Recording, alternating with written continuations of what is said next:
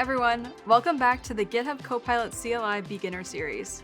Today, we're going to talk about the different modes of the CLI, interactive and non-interactive. So let's get into it.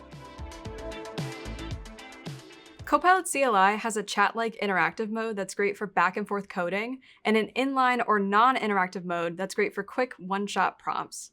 Let's take a look at both of them. To enter interactive mode, just type Copilot and hit enter. Copilot will usually ask if you trust this folder, and this is because Copilot may read and modify files. In interactive mode, I can ask, how do I run this project locally?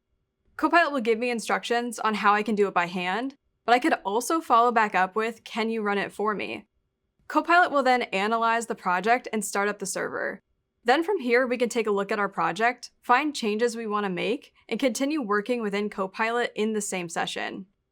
For non-interactive mode, we'll exit out of Copilot and go back to our regular command line.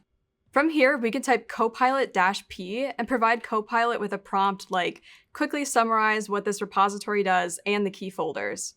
Copilot will then look through the project files and give me an answer, all while keeping me within my command line context. This is great for one-off prompts or questions you may have while wanting to remain in just your shell.